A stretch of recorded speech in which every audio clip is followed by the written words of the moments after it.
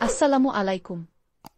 শরীর ও স্বাস্থ্য বিষয়ক গুরুত্বপূর্ণ পরামর্শের জন্য আমাদের চ্যানেলটি সাবস্ক্রাইব করুন। ধন্যবাদ। গর্ভাবস্থায় প্রতিটি মা-বাবার মনেই একটা প্রশ্ন থাকে, গর্ভে আসলে ছেলে নাকি মেয়ে? সমাজে নানা রকম কথা প্রচলিত আছে, যেমন হার্টবিট দিয়ে বোঝা যায়, পেটের আকার দেখে বোঝা যায়, আবার কারো মতে মায়ের চেহারার উজ্জ্বলতা বা ঘাড় কালো হওয়া দিয়েও বোঝা সম্ভব। কিন্তু এগুলোর কতটা সত্যি? বিজ্ঞান কি বলে? আসুন একে একে দেখে নেই। শিশুর হার্টবিট। ধারণা হল, যদি হার্টবিট 140-এর বেশি হয় তবে মেয়ে, আর কম হলে ছেলে। কিন্তু বিজ্ঞান বলছে, এটা একেবারেই ভিত্তিহীন। ছেলে আর মেয়ের হার্টবিটে কোনো পার্থক্য নেই।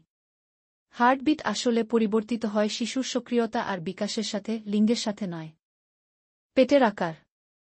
অনেকে বলেন, পেট নিচে ঝুলে থাকলে ছেলে, আর উপরে বা গোল হলে মেয়ে। কিন্তু আসলে পেটের আকার নির্ভর করে মায়ের শরীরের গঠন, পেশির টোন আর শিশুর অবস্থানের উপর। লিঙ্গের সাথে কোনো সম্পর্ক নেই।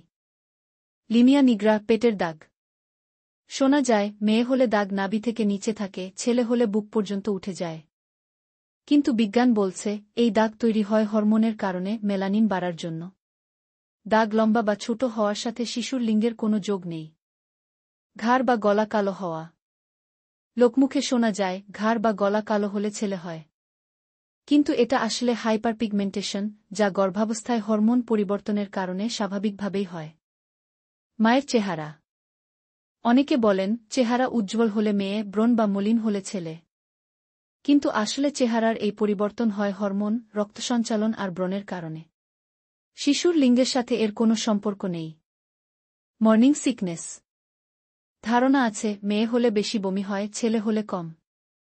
আংশিকভাবে এটা সত্যি হতে পারে।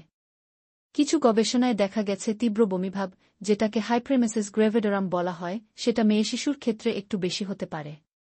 তবে এটাকে দিয়ে ব্যক্তিগতভাবে ছেলে মেয়ে নির্ধারণ করা সম্ভব নয়। খাবারের রুচি।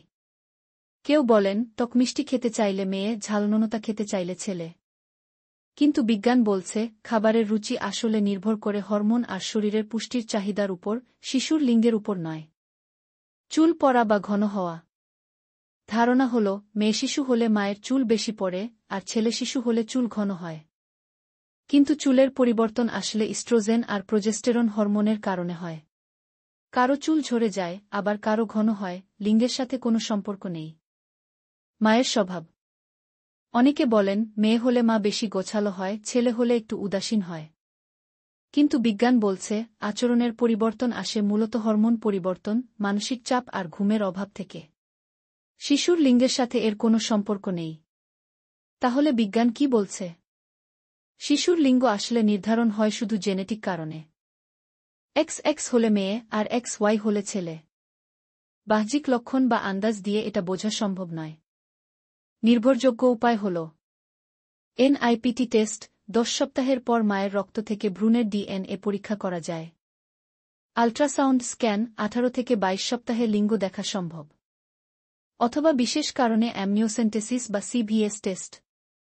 শেষ কথা, হার্টবিট, পেটের আকার, দাগ, চুল পড়া বা মর্নিং সিকনেস, এসব দিয়ে ছেলেমেয়ে নির্ধারণ একেবারেই অসম্ভব। এগুলো শুধু লোকবিশ্বাস। তাই এসব নিয়ে অযথা চিন্তা না করে মায়ের পুষ্টি, মানসিক স্বাস্থ্য আর নিয়মিত ডাক্তারের পরামর্শকেই সবচেয়ে গুরুত্ব দিন।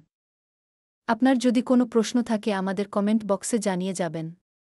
আপনার গর্ভকালীন প্রয়োজনীয় তথ্য জানতে চ্যানেলটিকে সাবস্ক্রাইব করুন। ধন্যবাদ।